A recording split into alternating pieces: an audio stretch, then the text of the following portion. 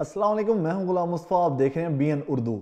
जहांगीर तरीन साहब एक बार फिर लॉन्च होने को तैयार हैं। जहांगीर तरीन साहब की क़यादत में एक ऐसी पार्टी बनाई जा रही है जो कि पाकिस्तान तहरीक इंसाफ के बंदों को तोड़ेगी, पाकिस्तान तहरीक इंसाफ के वोट बैंक को तोड़ेगी।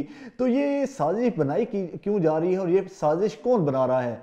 आपको याद होगा कि जब एमक्यूएम को तोड़ना मकसूद था तो एमक्यूएम लंदन से एमक्यूएम पाकिस्तान बनाई गई और उसी में से पाक सरजमीन पार्टी भी बनाई गई।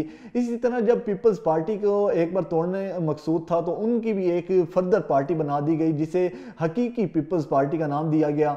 इसी तरह अब पाकिस्तान तहरीक इंसाफ को तोड़ने का एक प्लान बनाया गया है और इस प्लान को लॉन्च करने के लिए जो इसकी प्लान की क़यादत करेगा वो जहांगीर तरीन साहब हैं। जहांगीर तरीन साहब किसी दौर में इमरान खान साहब के बहुत ही करीबी साथी हुआ करते थे, उनके राइट हैंड हुआ करते थे और इमरान खान साहब को 2018 के अंदर वजीर आज़म बनाने में उनका कलीदी किरदार था।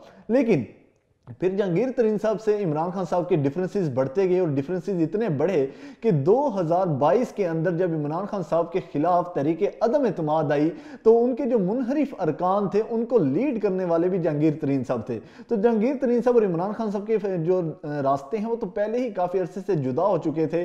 तो बार बार जो इमरान खान साहब के मुखालिफ पार्टीज़ हैं या जो इमरान खान साहब के मुखालिफ हैं, सियासी हरीफ हैं, वो बार बार जहांगीर तरीन साहब को भी इस्तेमाल करते रहते हैं। तो अब एक बार फिर जहांगीर तरीन साहब को इस्तेमाल करने का फैसला कर लिया गया है क्योंकि जहांगीर तरीन साहब एक ऐसे आदमी हैं जो कि पाकिस्तान तहरीक इंसाफ को अंदर से जानते हैं, उनके तमाम लोगों को जानते हैं, उनकी जो मेंबर्स हैं उनको जानते हैं। तो इसलिए जहांगीर तरीन साहब को फिर से लॉन्च करने का इरादा किया गया है और जहांगीर तरीन साहब के अंडर एक पाकिस्तान तहरीक इंसाफ के मुकाबले के लिए तहरीक इंसाफ हकीकी के नाम से एक पार्टी बनाई जा रही है। अब तहरीक इंसाफ हकीकी के नाम से एक पार्टी तो बनाई जा रही है और जहांगीर तरीन साहब के साथ वादे किए जा रहे हैं क्योंकि आपने देखा होगा कि जब फैसल वाडा इमरान खान साहब के खिलाफ उन्होंने एक प्रेस कॉन्फ्रेंस की, इमरान खान साहब का जो लॉन्ग मार्च था उसको उन्होंने कंट्रोवर्शियल बनाने की कोशिश की, अरशद शरीफ केस जो था उसे कंट्रोवर्शियल बनाने की कोशिश की, तो उनसे भी ये वादा किया गया था अगर आप ये प्रेस कॉन्फ्रेंस करेंगे तो फिर आपकी जो ताहयात नाअहल है उसे खत्म कर दिया जाएगा। तो इसी तरह जो जहांगीर तरीन साहब हैं वो भी ताहयात नाअहल हैं, तो शायद उनसे भी अब यही वादा किया गया है कि अगर आप इमरान खान साहब के मुकाबले के लिए कोई पार्टी बनाते हैं तो आपकी भी ताहयात नाअहली खत्म कर दी जाएगी क्योंकि उसके इस कदम में जो पहली ईंट है वो तो रखी जा चुकी है जो कि फैसल वाडा की सूरत में है। तो फैसल वाडा की ताहयात नाअहली खत्म हो चुकी है, जहांगीर तरीन साहब अब मैदान में उतर चुके हैं, तो अब जहांगीर तरीन साहब की भी नाअहली खत्म कर दी जाएगी। और इसी तरह फिर दो एग्जाम्पल्स बनाते हुए फिर नवाज शरीफ साहब के लिए राह हमवार की जाएगी और उनकी भी ताहयात नाअहली को खत्म किया जाएगा।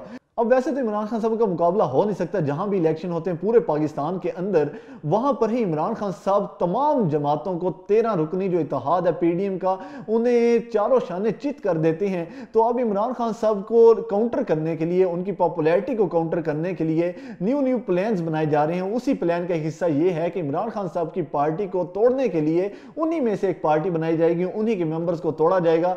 लेकिन शायद वो भूल रहे हैं कि पाकिस्तान तहरीक इंसाफ अब कोई मेंबर्स के ऊपर नहीं खड़ी, पाकिस्तान तहरीक इंसाफ एक नजरिए के ऊपर खड़ी है और पाकिस्तान तहरीक इंसाफ का वो जो नजरिया है उसे लीड करने वाला इमरान खान है। तो पाकिस्तान तहरीक इंसाफ इमरान खान की बेस पर खड़ी है और पूरे मुल्क के अंदर अगर पाकिस्तान तहरीक इंसाफ के कैंडिडेट को कोई वोट डलता है तो वो इमरान खान साहब की वजह से डलता है। किसी भी किस्म का कैंडिडेट हो, चाहे वो कैंडिडेट माजी में इलेक्शन हार चुका हो, लेकिन फिर भी वो अगर पीटीआई के टिकट पर खड़ा हो जाए तो वो जीत जाता है। तो इमरान खान साहब की पॉपुलैरिटी की वजह से पाकिस्तान तहरीक इंसाफ खड़ी है। तो अब पाकिस्तान तहरीक इंसाफ के मुकाबले में अगर आप दर्जनों जमातें भी बना दें, उन जैसे नाम की भी जमातें बना दें, लेकिन वही पार्टी जीतेगी जिसके साथ इमरान खान साहब खड़े होंगे और इमरान खान साहब पाकिस्तान तहरीक इंसाफ के चेयरमैन है।